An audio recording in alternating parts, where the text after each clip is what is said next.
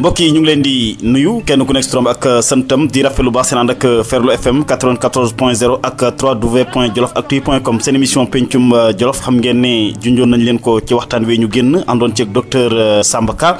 ñu gën koo xamee ci berger am na waxtaan woo xam ne sumboon nañu ko matutoon ñu bëgg ko motali tey jii nag waxtaanee lépp loo xam ne jëm na ci li nga xam ne mooy Jolof moo xam ci taarixam moo xam ci li nga xam ne lii moom mooy wàllu yokkuteem fi mu jógee ak fi mu toll nii ak li nga xam ne li xëy na war nañ ko indi ne ay waxtaan ngir suñu Jolof gi gën a jëm ca kanam kon docteur ñu ngi lay nuyu am mbégte baax dara la si ñaareelu xaaj. daa maa ngi lay nuyu encore di feddali sama ngërëm ni nga ma fekk see fii ñu waxtaan affaire Jolof. vraiment ngërëm bu amul app ñaan rek comme niñ ko ñaane woon semaine bële waxtaan bi nit ñi jële ci njëriñ muy mag muy xale te waxtaan bi jub fekk yàlla moo ñuy tax wax. alors docteur Samba Ka tey jii xëy na ñu bëri dañuy yaakaar ne Bulal nga fekk baax commune Bulal fekk Buli Rewbe nga fekk baax. waaw xam nga Bulal ak Buli Rewbe benn la Buli Rewbe c'est 5 kilomètres de Bulal donc benn la rek. wante effectivement foofu laa juddoo Buli Rewbe laa juddoo ngumba ngeewul laa yaroo ensuite ñu dellusiwaat Bulal ñu nekk Bulal de 62 à 69 69 lañ jóge Bulal ñëw Daara. lu waral ñëw boobu de ñëw si dëkku taax wala. waaw xam nga Bulal moo amoon école ensuite 69 xam naa. sama waajur gaaw nañu gis ne importance su Daara donc ñu dem jënd foofu kër ñoo jëkk ci pël yi kay ñu jëkkoon a jënd kër ci Daara lañu donc 69 ñu toxu Daara. cosaan tamit foor na de. cosaan foor na trop Buli Rewbe ba léegi su ma demee Jolof bala may egg Daara toujours Buli Rewbe laa yendu su ma di jógee Daara aussi di ñibbi fii Ndakaaru Buli Rewbe laa yenduwaat doog a ñibbi. alors docteur sa wàllu njàng am na loo xam ne junjoon nañu ko ci tënkoon nañ ci dara ci fi nga xam ne fi nga jaar ni nga duggee l'école nga jàpp ne lu suñu borom dogal dëgg la xëy na ñi nga xam ne ñoom nga bokk ak ñëpp ni li nga xam ne moom mooy sa njaboot yow dong yaa ci jàng alors sa trondo timit di Samba Ka mi nga xam ne demoon na guerre mondiale moo la yar daanaka moo la dugal ci l'école bi nga am ci moom lu bëree bëri ci wàllu jaar jàng ci moom lu bëree bëri wax nga tamit Kumba Diouf Ndiaye bi nga xam ne moom itam ñu koy ñaanal yàlla xare ko àjjana alors moom itam li mu def ci yow ba tuddee la sax li nga xam ne mooy turu berger ñi nga xam ne toppoon nañu seen waxtaan wi ñu génn xam nañu tur yi fan la jógee wala tey jii xëy na histoire Jolof parce que tamit nag xëy na suñu waxtaan wu njëkk yi moom wàllu économie lañ gën a wax wàllu koom mais tey histoire Jolof gëstu nga ci lu am solo ndax mën nañ ko dooree 1960 ba fii. waaw xam nga yaa ngi laaj foofu laaj bu am importance. parce que man bi ma bàyyee histoire dem defi économie dama defe woon ne su ma delsee ci réew mi 30 ans après danaa fekk ñeneen def nañu histoire du Jolof mais bi ma delsee ma laajte gisuma benn livre boo xam ne bi tënk na histoire du Jolof am na rek ay ñu bind de temps en temps te ñooñu bind sax ci ay journaux yoo xam ne yi boroom xam-xam yi rek ñoo koy lire wante gisaguma livre boo xam ne bi jël na taarixu Jolof ba bi ñuy wax Jolof ba tey mu bind ko mu nekk benn livre loolu metti ma trop looloo tax bi ma ñibbisee ba léegi ci loolu lay yëngatu suñ ko defu rek dañ ko yëg parce que même soo jiitee réew soo jiitee gox bu mel na Jolof tant que naanuloo histoire bi ba màndi histoire bi doo xam looy def doo am sax courant bi la yóbbu ba nga xam ne nga def loo xam ne ku jiitu war na ko def donc suñu limee d'ailleurs suñu dirigeants yi passé yëpp Jolof yi ñi ci def lu bari fekk dañu xamoon histoire Jolof donc kooku quelque chose d'extrêmement important. d'accord mais docteur tey jii am na xëy na bu ñu limee ñi sax danañ bay ñee ndax Jolof daanaka ay mbanding dëgg-dëgg ay ñu am xam-xam ñoo xam ne ñii taarixu réew bu Sénégal du leen fàtte nekk nañ ci moo xam ñoom Bouna Alboury Ndiaye moo xam ñoom Ardo Galopate moo xam ki nga xam ne kii moom mooy Ardo Sassika moo xam doomam docteur Daouda Sow Boucar Boye Ka ñoom Maguette Lo ñoom ak ñeneen ñoo xam ne ñi xëy na buñ doon lim duñ fi jóg mais ñooñu lan moo la marqué ci ñoom. waaw yow daam xam nga sa histoire parce que am na ñu bari ñu juddoo sax Jolof xamuñu Ardo Gallo Paté kooku résistant bu mag la te ba léegi kenn bindul ci moom dara benn article benn téere bind muñ te pourtant soo seetee li mu def ci Jolof bañ gi mu bañoon ba ñu jàpp ko tëj ko ci kaso Ndar ba mu dee ci kaso parce que dafa bañoon ku ko noot histoire boobu Jolof yu bari xamuñu ko. mu nekkoon kan. Ardo Gallo Paté moo nekkoon Ardo la woon mu nekk Barkédji bi xam ne bu Alboury génn gàddaay Ardo Gallo Paté moo taxawoon mu ne moom moo war a jiite Jolof mu ci xeex nag ba tubaab yi indi Buuna mu ci xeex bu am fayda mu ne daal moom kenn gënu ko ci Jolof su Alboury génnee Jolof daal kenn war a koo jiite parce que kenn ëpp ko foofu ay mbokk kenn ëpp ko foofu ay abaat loolu la doon xeex mu mobiliser ñëpp nag surtout sàmmkat yi mu ne leen léegi dañu seet njiit suñu biir ñu wax ak tubaab yi loolu nag antuwul parce que tubaab yi boobu temps Buuna la ñu gënoon la wóolu parce que Buuna lañ jàngaloon école ñu faral Buuna nag moom nag mu xeex ci bu am fayda ba ñu tëj ko ci ba. tey lan lañ mën a jàppee ci moom Ardo Gallo Paté ci wàllu ndonu tey loo xam ne li xëy na gis nga ne mi ngi ko doon doxal waa Jolof war cee mën a bàyyi xel tey dëgg-dëgg pour mu jëriñ leen. waaw xam nga Jolof moom par définition suñ la nee Jolof rek dañ lay xaaree benn jikko bi mooy kenn du la yab beneen bi wax dëgg troisième bi mooy kenn du la noot donc koo wax ci Jolof muy pël ba muy wolof ba muy naar ba loolu mooy définition Jolof donc yooyu nga jikko yooyu la doon doxe nga xam ne Jolof mooy moom boppam alal sàmmkat yi ñooy moom seeni alal et kenn du leen noot loolu la doon doxee. Buuna Alboury Ndiaye nag moom. Buuna Alboury tudd nga foofu guy gu rëy Buuna c'est un je l'appelle un baobab parce que soo seetee ni mu doxali noonu politique bi Jolof ni mu ko yaatale ci nit ñëpp su ma la nee Buuna xeexam bu njëkk bi mooy ubbi école moo ubbi école yang-yang ubbi école Sagat boobu taax yu bari sax ci Sénégal amuñu école Buuna dégg nga woy bi moo doon jël ci salaire am pour ñuy gas ay teen waa Jolof di naan. moom la Youssou Ndour woy. voilà Buuna aussi moo xare ba ñu am semaine de fer.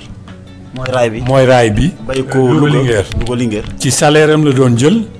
muy financer raay bi waa Jolof nag di joxe main d'œuvre bi chef de canton yi joxe main d'œuvre yi. looloo tax barki démb bi ma demee Daara ma gis ni ñu def gaar bi ni ñu def fi raay bi jaaroon ni ñu wëree gaar bi ba nga xam ne gaar bi dootoo ko xàmme sama xol yëpp dafa jeex parce que man xam naa chemin de fer bi fan la jóge ñaata ñoo ci ñàkk seen alal ñaata ñoo ci ñàkk seen bakkan loolu lépp nag Jolof fay ko ba pare léegi doo xàmmee gaaru ga Daara bi ni mu mel kooku dafa naqari woon trop. économie bi également. loolu yëpp Buuna gisoon na ko. Buuna dem na ba bind benn projet canal Lac de Guiers bi dafa bindoon projet même bi mu démissionné dafa bindoon lettre gouverneur mu ne ko man daal puisque génn naa politique Jolof ñetti mbir moo ma soxal fi mu nekk nii topp sama diine bi yar samay doom yi ni ñu leen war a yare ensuite projet économique Jolof loolu taxoon même ci Daara tubaab bi dañ ko mayoon 200 hectares pour mu def foofu benn tool ak aussi dugal fa ay nag loolu yëpp wane la Buuna Jolof mosu génn ci xolam. très important lu ñu bari xamul Buuna moo jël Bukaar ni ma sama papa jëlee sama turandoo jëlee yóbbu ma Nguma Ngeewul noonu la Buuna jëlee woon Bukaar dugal ko école moo ko dugal école même bi mu duggee administration jafe-jafe yu Bukaar musoon a am Buuna moo ci dugal loxoom ba kenn dugalaat looloo tax soo gisee bind yi Bukaar bind ci Buuna da ngay waaru ci yàlla presque baayam la woon magam la woon yi léppam la woon te Buuna aussi mu ngi jàppe woon Bukaar comme son fils aîné. ñu war cee jàngal lu bëri ci Jolof. lu bëree bëri diggante pël ak wolof. ma ne la soo gisee li ci Boucar bind affaire yi buuna ak affaire pël ak wolof nan lañ war a nekkee ci Jolof ak image Boucar bi mu am xam nga dañ image bi mu am mooy moom pël yi rek la doon xeexal mais soo gisee moom ci boppam bi mu doon bind gouverneur ak lettre yi nga xam ne dafa doon bindante moom ak buuna ak lettre yi ko buuna bind am naa ci sax benn man na woon naa la ci. alors muy nekkoon Boucar Boydo Ka moom itam xëy na jamono jooju dafa jàpp ne pël ñi dañ leen doon noot ci Jolof. waaw loolu amoon na parce que pël yi chef de canton yi dañ leen nootoon chef de canton moom régime muy bu séeréer ba muy wolof ba muy pël ba c'est la même chose mais dafa amoon benn mouvement boo xam ne bi ñu bari xamuñu ko mouvement boobu mu ngi commencé en 1940. ñu mel na Ardo Saasi ñoom ñu mel na Demba Sooya ñoom ñu mel na ñoom Boucar ak ñeneen ñoo takk woon pour xeex pour noot googu jële fi soo gisee rapport yi ñu bind ci Ardo Saasi ni mu doon xeexee pour noot bi génn ci Jolof ni mu doon xeexee chef de canton yi Boucar tam ni mu doon xeexee ci chef de canton yi da ngay waaru ci yàlla te histoire boobu yëpp Jolof waa Jolof xamuñu ko ñooñu ay kàngam yu mag lañu woon ay guy yu mag lañu woon yoo xam ne bi kenn mënul wax histoire Jolof waxuloo Ardo Saasi waxuloo Boucar waxuloo ñeneen ak ñu mel noonu. mais xëy na ñoom ñaar ñëpp taxaw nañu moo xam Ardo Saasi Ka moo xam Boucar Boydo Ka mais Ardo Saasi ku ko wax docteur Daouda Sow xëy na moom xeex wala ni nga xam ne lii Boucar Boydo doon na ko xeexee doon na ko doxalee moom dafa mel ni weneen yoon la gisoon moom. waaw xam nga mun loo tudd Boucar te bañ a tudd Magatte Lô bañ a tudd docteur Daouda Sow ji nga Magatte Lô ak Daouda Sow ñu ngi jàngee ci Ardo Saasi ak Boucar mais ñoom itam seen jamono xeex ni ñu ko waroon a doxalee du benn xam nga soo jëkkee xeex noot yet ngay génne ba ñu yëg ne yow kat nit nga su loolu paasee nag nga ñëw nag ak yeneen i jumtukaay pour xeex suñu paasee Ardo Saasi paasee Boucar Boydo ñuy tombe ci Magatte Lô ak Daouda Sow ñoom niñ doon xeexe mooy nan la ñu jàngalee jolof-jolof nan la ñuy defee politique fekk ñëpp ànd pël yeeg wolof yi ñëpp ànd ñoom ñëpp nag ñu jàngal leen nan la ñuy doxalee politique soo gisee tey waa jolof-jolof mën a wote mën a def politique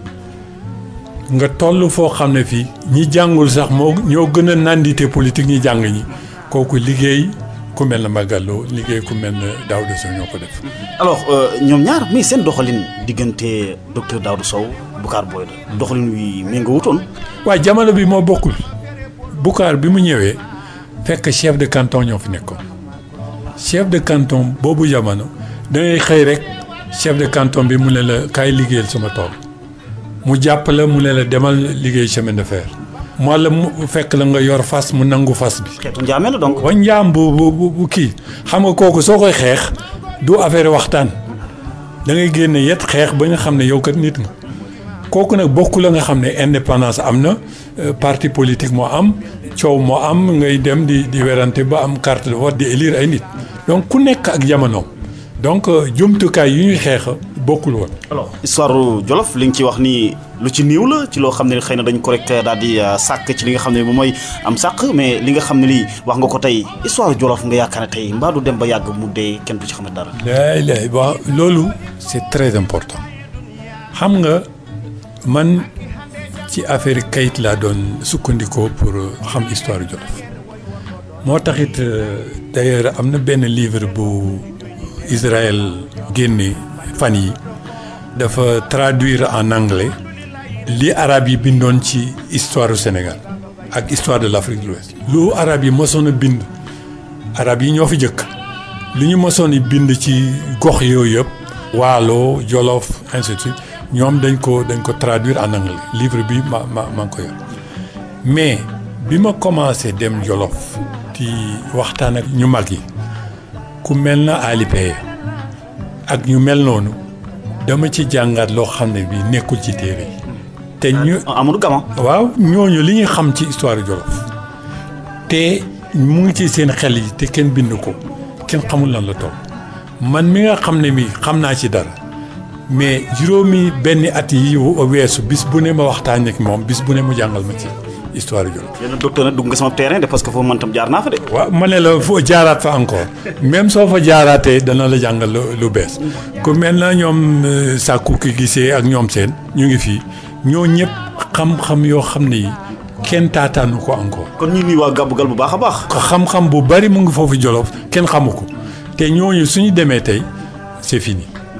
d'accord alors mbokk mi fàttali pencum Jolof ngeen di déglu ñu dalal docteur Samba Ka gën ko xamee ci berger nekk historien nekk économiste philosophe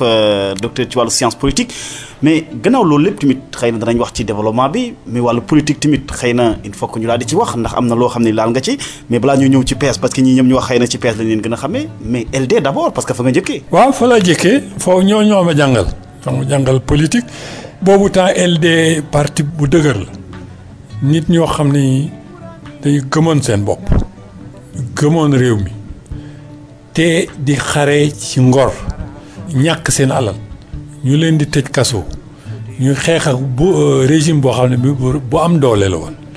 donc du ku nekk rek moo ñemewoon nekk LD. boobu mais da nga ko defee woon ni jàngale ko woon nga ay jamono jooje jamono yooyu xëy na jàngale kër yëpp ci LD lañ bokk. comme ni mu ko waxee woon non dama ko gëmoon parce que man kenn du ma dugal te lu ma xamul donc dama jël seen programme. xam ci ay nit di waxtaan ak ñoom ay at bala may dugg LD. ñoom Baba Guissé. ñoom Baba Guissé ñoom Babacar Sané ñoom Mamadou Ndoye ñoom Abdoulaye Bathily ñoom Sagnébé ñoom ñëpp. nga génn ci entre temps. waaw ma génn ci parce que dama gisoon leneen. nga xam ne politique bi ñu doon doxale kenn fekk si wuñu donc ma génn ci ma des ay at defuma politique ñu formé fii benn groupe avec des intellectuels ñoom Iba Der et tout ça. ñu ne ñun duñu def politique mais ñuy xalaat ci affaire réew mi affaire politique réew mi ba yàgg nag. mu ne kon cadre de réflexion. cadre de réflexion ba yàgg nag PS wooñu mu ne ñu ils ont besoin de cadre boobu laa dugg PS bi ma duggee PS nag boobu temps Daouda Sow moo doon responsable politique moom bi may dugg PS sax yëgu ko. waaw loolu koy moo ñu jaaxal boo nekkee ab cadre nekk jolof xëy na booy dugg ci parti socialiste nga gis docteur Daouda Sow nam ca meloon lu tax mënoo woon a jaaree ca moom dugg ca nga dugg ca noonu te yëguñ ko. def ci meroon sax parce que moom li ko gënoon la naqari ci suma dugg PS mu ngi koo yëg ci biir congrès parti socialiste keroog bi congrès bi taxawee la ñuy génn ci journal Dakar Matin xaw ma Soleil ñu ne Samba Ka ak son groupe ont rejoint le PS. bi ma ko gisee mu ne ma yow dama defoon ne sa mag la su ma nekkul sa mag tam Kowri ak sa yaay ñoo bokk ma nekk responsable politique ngay dugg PS te yëguloo ma ko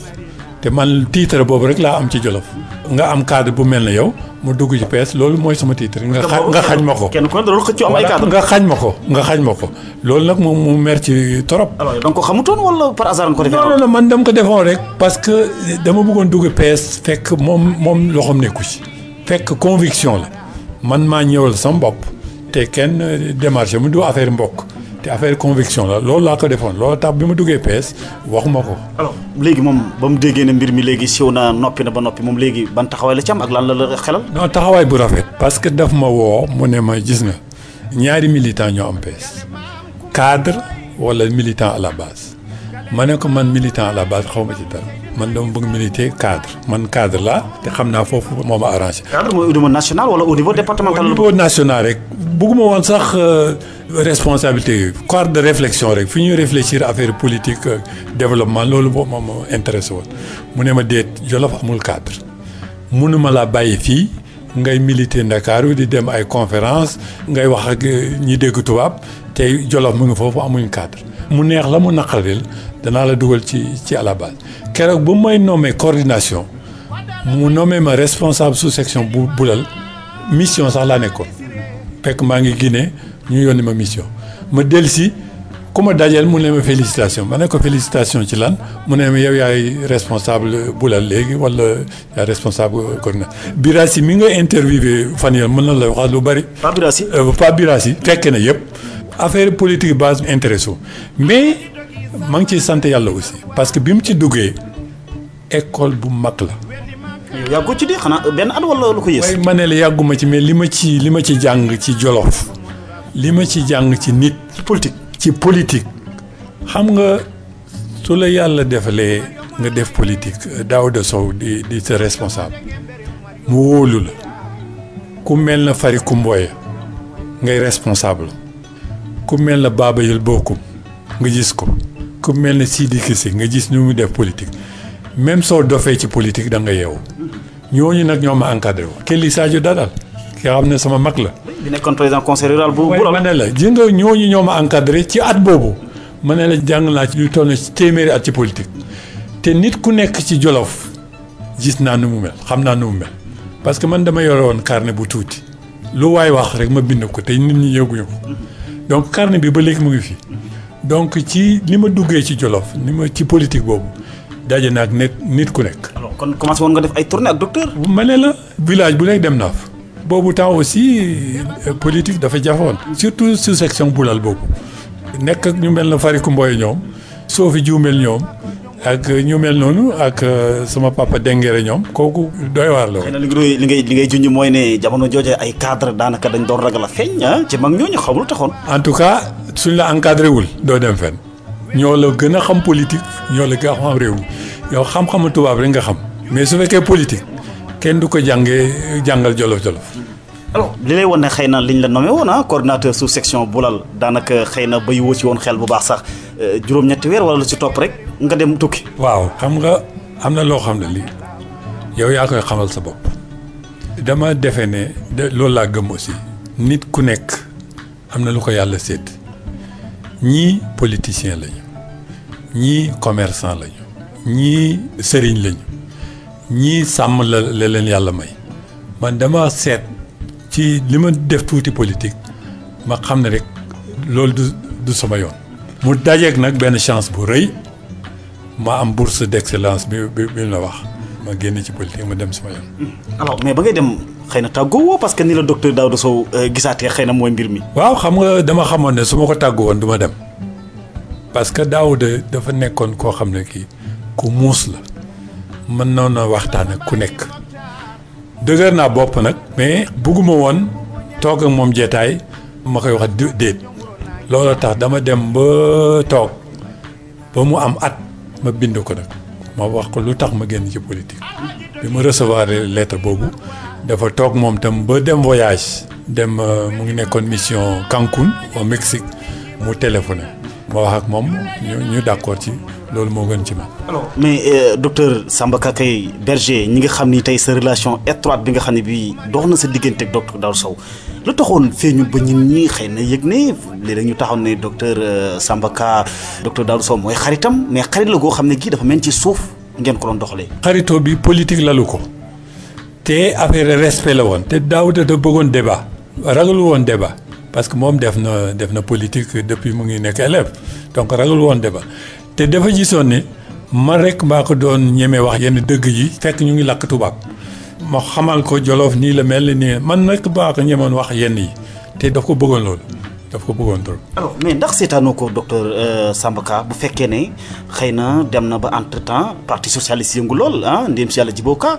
moom itam génn ci parti socialiste mu nekkoon cadre nekkoon ci wetu docteur Daouda Sow tey bu génnee tey naka nga ko doon jàngatee jamono jooju. waaw xam nga boobu temps man nekkuma fi. di Djibo di def politique tigi yàgg na ci nag bi mu nekkee cadre maa ngi woon ak moom fii ku mënoon politique la mais bi muy dugg URD ak yooyu man fekk ma fa nekkuma fekk du mooyu naa parti socialiste fekk du mooyu naa politique. mais bi muy génn parti socialiste d'abord ndax xëy na xalaatuñ na comme moom cadre la woon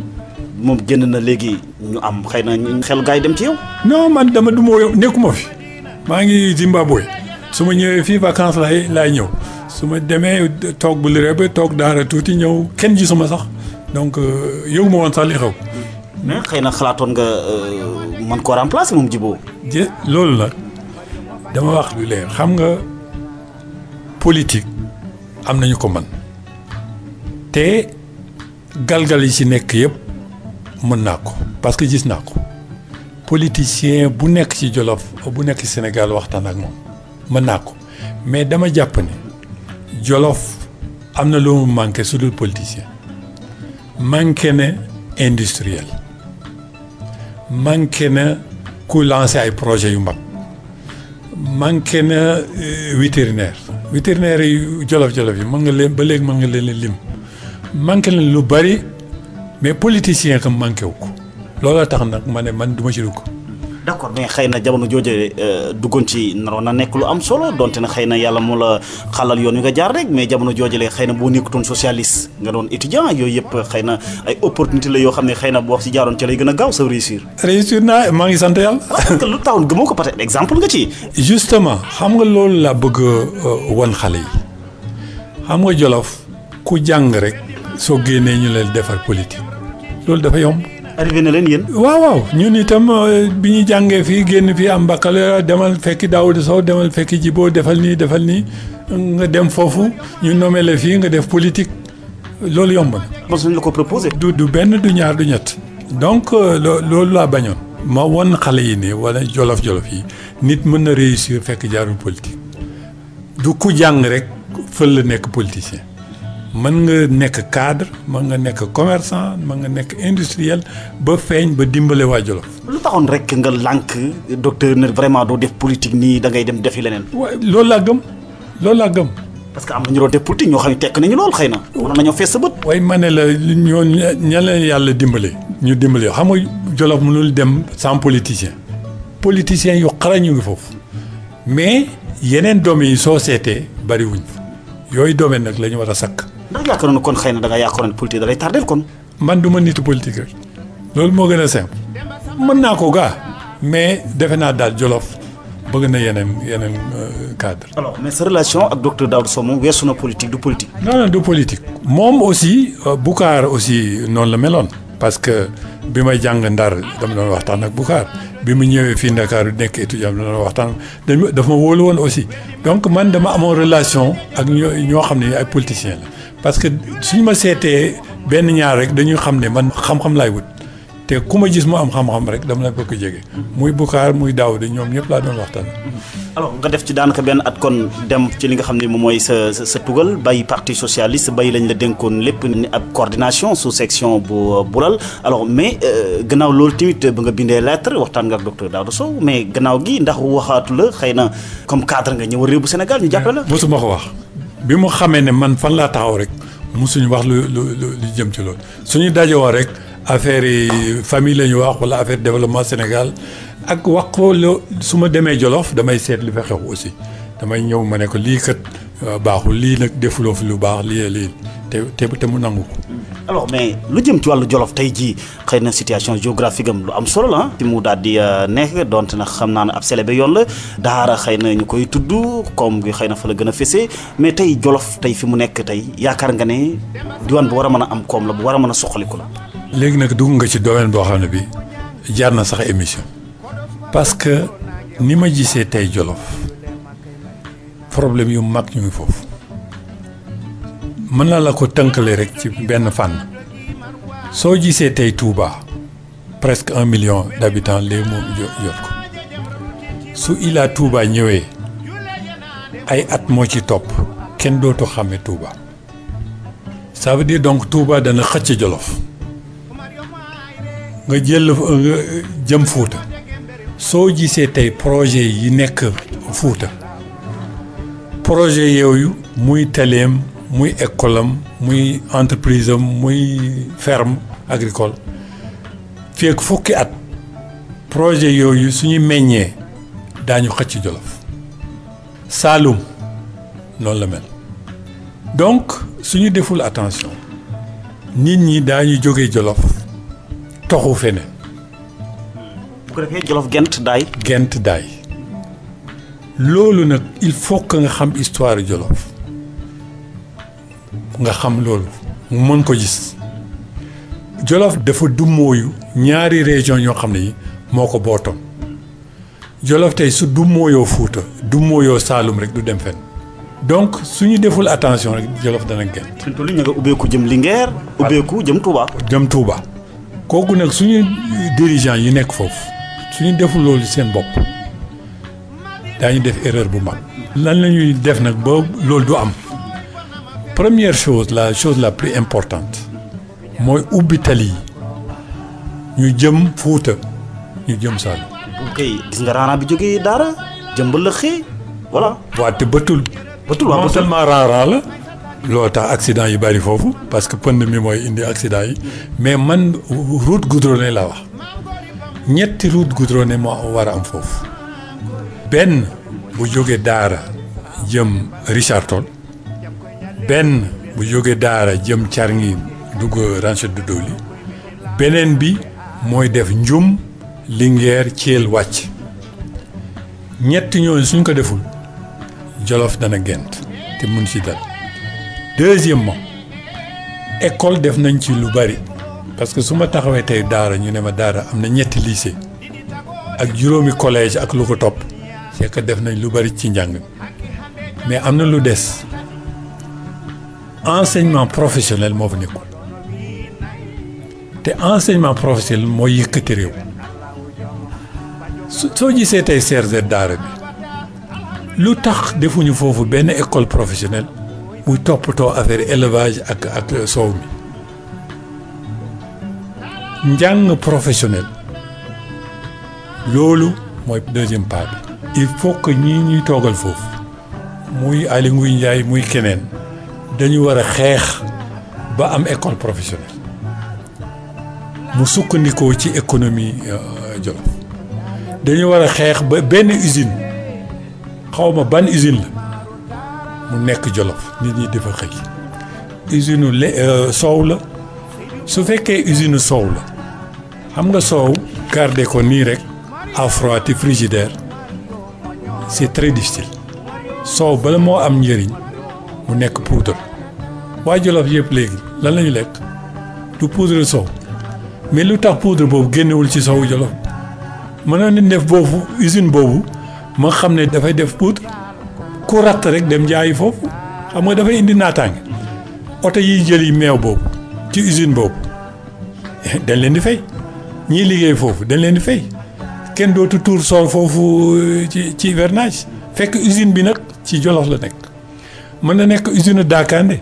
lu tax ñuy jaay Daakande bi naar yi mën na nekk usine deru nag surtout Daakande ji léegi nga xam sax am na société foofu Azila waaw Azila au lieu ñun ñu moom Azila xam nga Azila am nañu xaalisam donc tamit doomu Jolof moo ko jiite waaw moo ko jiite sama jarbaat la vieux donc usine boo xam ne bii pour deru nag mais ça veut dire quoi ça veut dire que nag soo demee tey dimanche marché ci daral bi lu tolloo 3000 bêtes ñoo fa ñëw fekk nag yooyu ñu ngi leen jëlee Amali nga dox 24 heures ci nag pour dem jaayi ko daar nag boobu ñu jënd ko mu dox xawma ñaata fan pour jëm Dakar lu tax nag boobu kenn du ko rey daar ñu def foofu abattoir yu rey barke dem gis naa budget département bi ñu def ay abattoir 250 millions 250 millions du la yóbbu fenn abattoir 250 millions da nga war def abattoir moderne ak des chambres froides nga xam ne nag yi Jolof yi ñu jaay foofu daral bi ci foofu lañ leen di rey yàpp bi la ñuy indi fii donc su lay reyee foofu der yi foofu lay des ñu def ci usine bu def tannerie usine boobu nga jaay ko ñuy defar dàll ak ñoom seen ñii di xëy donc économie mën nga def économie Jolof du yomb même ndéef bi économie la ndéef mën na nekk engrais mën na nekk électricité leneen ak leneen donc yooyu yëpp mën nañ ko organiser de telle sorte que doo jéggaani sax alal ji. mais docteur li nga wax lii lépp xëy na da nga jël lépp Jolof nga centraliser ko ci Daara kon bu Daara doxee. non su ma waxee Daara Jolof laa wax. oui kon bu Daara doxee ji si des yëpp dox. Daara mooy centre économique bi Daara mooy centre économique maintenant li tax mu jeng tuuti mooy soo gisee tali yi fa nekk léegi. benn tali moo fa nekk. bi jëm Linguère. Bulal Daara Linguère Barkédji li ci yokk mooy Daara Touba. mais ci Amali Tessékéré Thiel Gassane amul tali donc léegi tali yi dañu war a jóge ca dex ga wàcc jaar Jolof dem Saalum ñu nekk ci digg bi xam nga soo nekkee ci digg bi lu waay am alal ci yow lay jaar yow nga capté ko. lu waay bañ a joxe danaa war am lu mu bay. lu ruus foofu mais il faut na nga def tali. lii jig Jolof développement Jolof mooy tali yu jóge Fuuta jëm Saalum. mais wax nga beneen potentiel dex gi. waaw dex gi xam nga dex gi foofu la agriculture bi war a topp leneen bi mu wocc ko sàmm gi parce que intégré wul encore dex gi mën na dundal Jolof mën na dundal Sénégal waxuma sax canal ak yooyu mais indil ndox rek nga topp dox gi dex gi foofu mbéy mi topp foofu soo ko defee rek leneen li mën nañu sàmm dootoo am xeex sàmmkat ak béykat. alors zone sylvopastorale la ñu nekk bu ñu ko waxee xëy na suñu xel dana dem ci wàllu mbéy wax nga ko léegi waaye na wàllu càmm. waaw xam nga mos naa waxtaan ak Boucar Boy mu ne ma lu tax def politique Jolof jafe mooy ñaar ñu dof ñoo fa nekk. dof bu njëkk bi mooy borom tool boo xam ne bi dañ ko ruural xam nga kooku dootu dégg loo ko wax rek bopp bi tourné la beneen dof bi mooy sàmm boo xam ne bi dañuy jam nagam jam ko jaasi. wala ñu tëj ko ci gurgur. waaw ñu tëj ko ci gurgur mu ne ma ñaari dof yooyu ñoo nekk Jolof moo tax mu jafe jiite lu mu bëggoon wax rek mooy élevage ak agriculture mooy nekk Jolof. il faut que ñu organiser de telle sorte que xare bi du am borom tool bi daf ne dañ ko tooñ nag bay ñëw mais soo laajee borom nag bi mu ne tool bi moo ñëw ci nag bi donc loolu il faut nga organiser ko. et ñu moderniser les deux activités. d'accord en tout cas am na benn góor gu baax mu doon wax ne en tout cas daal sàmm moom ak béykat mooy ceeb ak meew rek. waaw en tout cas boole lekk rek. voilà. waaw du boole tuur mukk. waaw moo am na aussi benn pël bu mu ne woon su nag réeree. da nga koy laaj buuse rek wala cere. alors mais docteur tey li nga xam ne mooy climat bi nga xam ne am na tey Jolof yaakaar nga ne xëy na wàllu élevage war na mën a weesu fii parce que daanaka élevage na meloon yokku lu bëri tey sàmmkat yi war na ñoo am lu wax dëgg yàlla lu ñu war a mën a tekki ci réew mi bu ñu waxee ñu déglu leen te loolu war naa tukki ci alal ji nga xam ne dañ koy am mais daanaka fi ñu toll nii lu bëri dañ koy taataan dindal ñu xontu ubbi leen ñu ay forage lu tax ñoom seen bopp tey élevage boobu jurulu leen loolu lépp ba mën ko defal seen bopp. waaw xam nga élevage bi nit da ci maandu aussi élevage bi changé na lu bari te nit ñi yëguñu léegi sàmmkat yi am nañu alal ñu ngi jaay tigi am na ñu ci am xaalis bi ma dee jàng école melul woon noonu donc am na ay changement deuxièmement ñu ci bari am nañu ay gouzera ay variété nag yoo xam ne yii amuñu ko woon nag yu baax léegi da ngay dem dara am na yëkk bu jar 1,5 million kooku benn sàmm mosu ko xalaat donc am na ay changement mais changement yi war na fi gënoon a yokk loolu nag li koy indi mooy lenn mooy doomu sàmmkat yi jàng école su fekkoon ne 60% man dem naa ba calculer ko 60% ak 80% doomu sàmmkat yi dugg nañu école ba yem 3e soo leen waxee moderniser élevage daañu ko def parce que dañu xam lan la soo leen joxee tracteur mën nañu lire mën nañu ko dawal soo leen joxee moissonneuse ba mën nañ ko kii soo leen joxee piqûre mën nga leen jàngal élevage moderne mais tant que ñooñu jànguñu moderniser élevage bi du gaaw ba léegi nag jànguñu. alors même tax nga yaakaar ne tey jii bi ñuy waxtaan ci gannaaw rek yaa ngi jàpp ne xëy na li am Botswana Namibie ci wàllu sàmmkat yooyu war nañoo am Jolof. waaw wax naa la man dem naa ci dëkk adduna yëpp dem naa Asie dem naa Amérique latine. gouzera yi ngay wax ni dem naa ba fu ñu leen di sàmme di seet mais foofu soo déggee milliardaire rek bu am comme nag la muy Botswana muy Brésil muy Kuala Lumpur et tout Afrique du Sud bi milliardaire borom nag ñoo fa nekk mais lu tax soo ñëwee Jolof nga fekk koo xam ne que am na gétt 200 300 te nekkul milliardaire loolu moo war a changer. te mën nañ ko def mais il faut que nag ñooñu seen doom jàng d'abord. d'accord alors mais tey jii docteur gis nañu ferme bi nga xam ne bi am nga ko bi nga xam ne bi def nga ko ci Boolal daanaka alors mu yaatu lool d'abord fanweeri hectares yi sax ñu naan fan la ko Samba fu mu daggee àll boobu yëpp kan moo ko jox docteur. waaw àll boobu maa ngi ko daggee fi ma juddoo ferme bi foofu laa juddoo. sa jàtti maam la. waaw ma ne foofu laa juddoo man sama bopp foofu lañ ma ngénte. mais boo ko juddooti moomu ko. maa ko laaj communauté rurale bi laaj ko commune bi ba ñu jox ma ko ma fay lim ci war a fay am kayit am mais aussi c'est un exemple parce que pour leeral li ma wax maa ngi gërëm trop Aly Ngouille Ndiaye parce que dama demoon Linguère fan yële moom ci boppam moom ma invité ci fermam bi mu def wetu Linguère mu visité loo ma ko ñu ngi fay bay ñu ngi fay sàmm loo xalaat rek moom fa moo ko defal boppam xam nga loolu ku ko def dafa bëgg yow man tam lu mel noonu laa bëgg a def su fekkoon ne am nañu 20 nit cadre Jolof wala borom alal Jolof muy sàmmkat muy béykat mu def noonu rek pon Jolof dana naan parce que Jolof boo gis am na doomu baay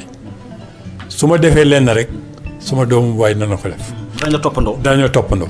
nit nag soo ko toppandoo lu baax réew mi mooy naan. et puis ñi fi war a mën a am sax si ab liggéey. waaye ma ne la ferme boobu bu mel noonu ak li may waaj a def ak li keneen di waaj a def suñ ko defee rek suñ nekkee 20 rek ci ay gox ñëpp daañ ko def. alors lu mel tool boobu lu mel ni lan nga fa prévoir pour def ko. waaw léegi maa ngi ciy xalaat parce que léegi damay indi maintenant man xam naa gis naa lu nekk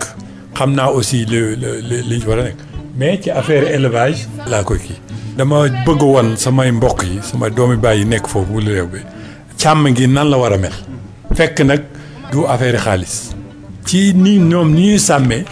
laay sukkandikoo pour wal leen nañu mën a moderniser élevage. lu mel ni lan par exemple. xam nga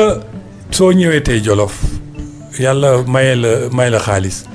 ngay jënd ay gouzera Brésil ngay def ay abreuvoir yu moderne ngay def ay forage sa doom baay mënuñu ko def.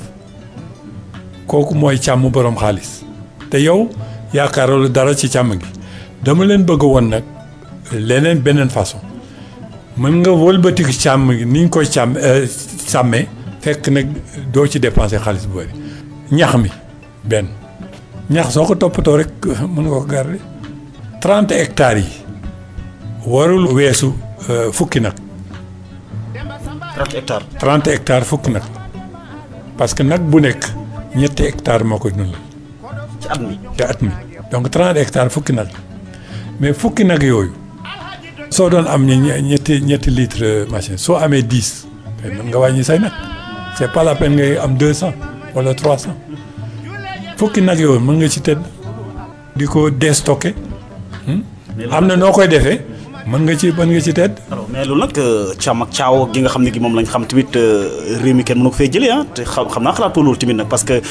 nag yi ngay wax nii kan moo ci mën a am borom doole ci mën a am xëy na ñu am ay xaalis ñoo ko mën a jënd yar ko. même gobra yi mën nga ci def loolu. même gobra yi. boo ko jëlee xaaj bi nga xam ne moom nga koy jëlee. waaw loolu moo ci nag yi nga koy jëlee loolu rek mooy xam nga nag transhumance bi ñu wax kooku du fi gaaw a génn mais aussi il faut que ñu xam niñ doon sàmmee jeex na. fekk fukki at fekk ñaar fukki at dootuñu sàmmee noonu parce que tool yaa ngi ñëw projet yaa ngi ñëw ainsi de suite donc bu dee xëy na ba waxtaanee lu jëm ci li nga xam ne mooy loi foncière bi xëy na bu boobaa danañ xam fii kët ay tool moo fa nekk fii kët ñi sàmm moo fa nekk. waaw kooku c'est très important déglu naa président bi mu demee Kolda barki dem mais surtout ñi doon wax parce que ñoom ñëpp benn kàddu la ñu am mooy foncier bi. foncier bi nag il faut que ñu régler ko parce que mënuloo am ñii di sàmm ñii di béy foncier bi ci ñi béy rek te encore plus important peut-être ñu bari xamuñu ko soo yokkee koom-koom réew ça veut dire da ngay yokk consommation yàpp ak meew soo demee tey américain lu muy naan ci meew ci par jour mënuloo ko xam. soo demee Afrique du Sud li muy naan ci meew a lekk yàpp xamuloo ko parce que koom-koomam moo toll noonu ñun itam suba Sénégal émergent bi ñu wax su amee ça veut dire que nit ñi daañu gën a lekk yàpp daañu gën a naan meew mais kooku nag soo ko defee fekk càmm gi da nga ko négliger ba mu dem mais da ngay jéggaani li ngay jéggaani moo gën a cher donc kay boo mieux nga protéger si càmm. surtout wàllu ñax bi nga xam ne wax nga ko léegi sax parce que koo xam ne dem na Jolof dana gis na vraiment jafe-jafe ci wàllu ñax moom faaw mu am fa forage yi xëy na ña ngay defar ci gox yu bëri mais tey boo gisee nag yi Mauritanie ñëw nañu mënoo leen a génnee sàmmkat yi xamuñu fu ñuy def màng moo fa sës buñ màngee fan la ñuy dem loolu lépp ñàkk a waajal la kon. non màng bi sax am na beneen côté bu mu gën a garaaw mënuñu ko bañ ngaa mais beneen côté bu mu gën a garaaw mais màng bi moo tax doomu sàmmkat yi demuñu école. soo màngee mënuloo dem école. mais loolu recensement la. waaw recensement bi moo ko wane donc soo màngee mënuloo dugal sa doom école parce que da lay topp di lay dimbali. soo dee dugal école jigéen ngay dugal nga ne kooku naa yóbbu sama doom bu jigéen mu jàngi sama doom bu góor bi mu dimbale ma ci nag yi mais doom bu jigéen bi soo ñëwee da nga koy dénkaane su nekkee daara nga dénkaane kii wala xam nga soo ko dénkaane yaratoo ko beneen yariñ la am kooku presque ñàkk nga ko te kooku su admee dem Dakar xam nga jël seppi nag jigéen di ko jàngal muy dem Dakar ça veut dire que famille bi amatoo ko kooku da lay ñëw mu nekk beneen nit du nekk beneen jolof-jolof donc loolu moo ci grave am fa jëkkër dem fa loolu moo ci grave donc su fekkee màng bi impact négatif la am. màng bi dafa grave ci njàng dafa grave ci économie te màng bi fi mu nekk nii kenn mënu koo bañ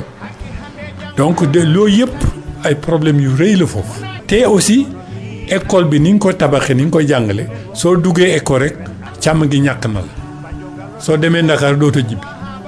mais lu tax su ku dugg école rek càmm gi ñàkk na lu tax mënoon nañ def école bi de telle façon que mën nga di jàng nekk sàmmkat. alors kon taux de réussite ak taux d'échec bi ñi nga xam ne ñi ngi jàll ak ñi ngi kii xëy na xaw na faible donc. waaw recensement bi ñuy def 2013 wane na quelque chose bu kéemaane soo gisee résultat recensement affaire njàng mi Jolof nga méngale ko résultat njàngale mi nekk Ziguinchor da nga defee ne Jolof moo nekkoon ci guerre parce que ci Casamance malgré guerre bi ñoo ëpp lu ñuy dem école ci Jolof xam nga loolu doy waar soo demee tey Labgar moins de 40% ñooy dem école da nga defee ne réew moo nekk ci guerre la fekk nag économie bi ni mu doxee moo tax dugguñu école te soo duggul école nag doo fekk. alors Samba Ka docteur xëy na liñ ci doon ci waxtu juróomi minute moo ci des docteur Samba Ka mbokki la ñu ànd ak seen émission pencum Jolof docteur Samba Ka ñu gën koo xamee ci berger nekk historien philosophe économiste alors li nga xam ne nii wax nañ ko lii lépp jëm ci wàllu développement ci wàllu Jolof xëy na fi ñuy jëm ci daanal gi wax nañ ci wàllu njàng mi wax nañ ci li nga xam ne xëy na moom la waa Jolof gën a war a mën a taxawaatee ngir ñu daal di am njort lu rafet ci ëllëgam alors tey jii wàllu politique yi ña ngi koy def mënuñ cee daal di gënaat sa relation bi nga xam ne am nga ko ci diggante ñi nga xam ne ñi ñoo fa nekk ci wàllu politique ministre Aly Ngouille Ndiaye Samba Ndiobène Ka maître Ka ñoom. xam nga politique man c'est vraiment une question secondaire non seulement xaw ma ci politique bi lan la ñuy doxee mais ñoom ñëpp ñii sama jarbaat la ñii ñoom ñaar ñëpp d'ailleurs ñoom ñaar ñëpp parce que xamoon naa papa Aly Ngouille Ndiaye et bi ma ñibbisee ba léegi ñu ngi waxtaan et il est très poli vis-à-vis de moi et jox na ma respect bu nekk Samba Ndiobène c'est la même chose c'est mon neveu donc vraiment bugguma dugg ci coow li nga xam ne sama ñaari jarbaat ñoo ci nekk. non c'est pas je vous ai pas posé cette question. voilà mais li ma ci jàpp rek mooy su ngeen gisee politicien muy sa jarbaat muy sa mbokk muy keneen laaj ko ñetti question ñett est-ce que am nga projet usine pour Jolof est-ce que am nga projet tali pour Jolof tali goudronné de la wax est-ce que am nga projet lycée technique pour Jolof su la nee waaw nii laa koy defee toppal ci kooku. mais gisoo ko ci ñoom wala laajoo. non xaw ma parce que musuma ànd ak ñoom ci Jolof musuma leen dégg ci ay meeting. mais yaa ngi suivre à distance. franchement je lis pas. franchement xaw ma lu ñu wax Jolof musuma fekk seen meeting mais citoyen Jolof bi moo ma ñor ki nga xam ne bi dañ koy fekk moom koo xam ne kii nag waxul loolu wutil keneen. d'accord mais parce que Jolof ñëpp ko moom muy pël ba muy naar ba muy wolof ba ñëpp ko moom man daal su ma den wote ku gën a mën liggéey laa gën a wote ki nga xam ne kii dafay jël dafa naan ci histoire Jolof ba màndi xam Jolof fan la jóge kooku laa mën a waxtaanal ci ay projet du ma waxtaan kan nga faral ak diw non ban projet nga faral. d'accord alors mais docteur Samba Ka tey docteur ci wàllu science politique ñu mel ni ñoom docteur Daouda Sow wax nga ko ñoom Boucar Boye wax nañ ko ñoom Djibo Leyti Kane dem ci yàlla wax nañ ko ñoom ñëpp dem nañu mais relève bi tey ci wàllu ndono tey seen wàllu politique kan nga yaakaar ne kenn ku ne tey vraiment tey yaa ngi koy suivre mi ngi doxal na mu daa doxalee parce que tamit buy nit di def dara xëy na Samba Ka ñu ne ëllëg xëy na sol na ko xam-xam boo xam ne bii boo gisut docteur Samba Ka demal nga seeti ko. looloo tax nag ma lay gërëm ci émission bi. parce que pour moi émission bi école la xalaata rek su fekkoon tey am nga bande Boucar Boye am bande Ardo Saïs am bande Daouda Sow am bande Magatte Lô ak Ablaye Niang mais bon histoire Jolof du la réer ñoom lan la ñu xalaatoon soo xamee loolu ba pare yow mën nga ci sukkandikoo def loo bëgg looloo tax ma ne émission bu mel nii école la mën nga jàngal Jolof yëpp ci émission bi soo nekkoon ci classe mais wala def lii mën loo moo gën waxtaan mën nga waxtaan ak ay nit man mécanicien la oto boo ma indil mën naa ko réparer ci projet de mën naa la wax pièce bi moo manqué demal jënd bii ak bii loolu noonu laa gisee sama bopp. D'accord mais une longue aventure boo xam ne bi docteur Samba Ka def na ko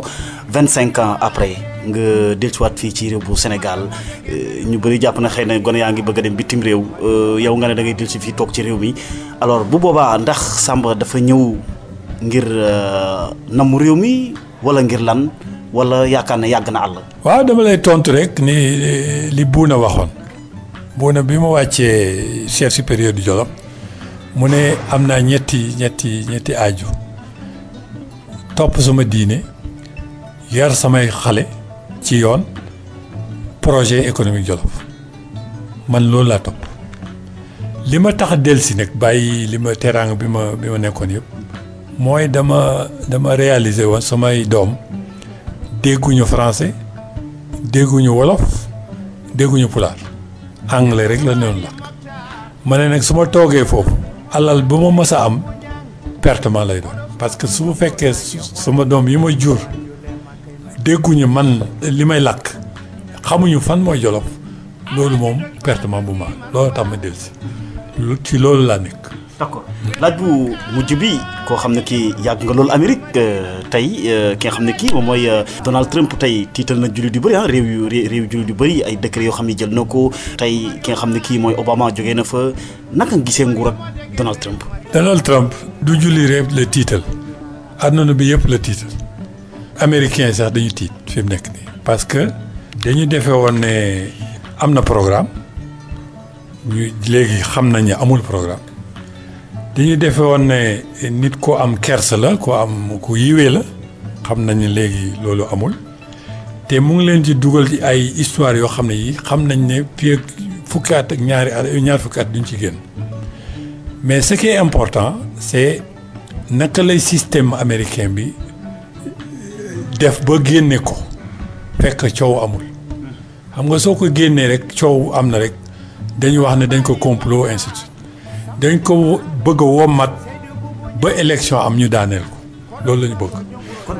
américains yi am nañu mbetteel d'abord ba nga xam ne bii xëy na américains yu bëri yaakaaroon ne Donald Trump mooy ki nga xam ne kii moo leen xam moo xam seen i bëgg-bëgg tey yàggul ñu am déception donc. fi mu nekk nii sax dañu tiit fi mu nekk nii ñoom même ñi ko woteeloon dañu tiit parce que xam nañ ne dafay tiit di wax dafay gént di wax donc kooku nag su jiitee réew moo xam ne bii. moo gën a am doole ci adduna bi dafay jaaxal lépp. alors mais ndax yaakaar nga ne noir mën na jëlati réew mu Amérique ni ko Obama nekkee woon. dana yàgg de dana yàgg waxuma de dootu am mais dana yàgg parce que pour la première fois dañu élire noir boo xam ne bi amul complexe bu am xam-xam bu teey te ñoom xam nañu moo leen ëpp xel te loolu nag moo tax ñu tubaab yu bari woteel Trump parce que su yàggee rek. mexicain moo fay ñëw indien moo fay ñëw mu ñu jiiti leen te tubaab yi seen doole ci Amérique dafay wàññeeku. D'accord docteur Samba Ka waxtaan yàggoon na lool ndax ñaari pàcc lañ ko defoon am nañu mbégte wax dëgg yàlla ci dalal gi nga xam ne gi dalal nga ñu ko fii sa bibliothèque bi ñu waxtaanee lu bëri ci Jolof donte ne li ñu faral di wax rek am mbandi nga moo xam ne daanaka fii ñu toll nii kenn mënu ci tànk loo xam ne lu doy la waaye yaakaar naa li nga xam ne Jolof baax nga leen ko moo xam ci nekk ci Jolof d'abord ak ñi nekk ci bitim réew te di ñu déglu ci www.jolofactu.com danañ am mbégte ci yow ak li nga xam ne di xalaat bi nga xam ne bokk nañu ko ñun ñëpp kon ñu bay la nga tàggu ñu doon déglu. waaw gërëmaat ñi ñuy déglu te su ma amee yóbbante bi mooy yóbbante jeunesse Jolof bi lenn la bul fàtte mukk Jolof bul fàtte mukk sénégalais nga bul fàtte mukk africain décision boo mën a jël ñett ñooñu su méngulal yooyu rek bu ko jël il faut que du li ngay def li Jolof du ci rus sénégalais du ci rus africain du ci rus foo mën a toll rek jéemal sa kattanaay doole nga def ko su fekkee sàmm ngay def nga gën a xarañ ci sàmmkat yi su fekkee béy noonu su fekkee école noonu su fekkee leneen noonu. ñu ngi xam ne nit mën naa tekki te du jaar ci politique. absolument. d'accord mbokk yi ñu koy gërëm di ko sant bu baax mu nekkoon docteur Samba Ka ñu gën koo xamee ci berger fekk baax ci Buli Rewbe ci commune bu Boulal. Dame Ndiaye mu nekkoon ci kàddu gi ñu ngi leen ñaanal jàmm di ko sàkku si yéen di leen dox daje beneen jamono ak beneen gan jàmm. Alhaji dogi safa dogi marwa wedi Makka jamratul tintima Madina Jule janade Muhammadu Rasulullah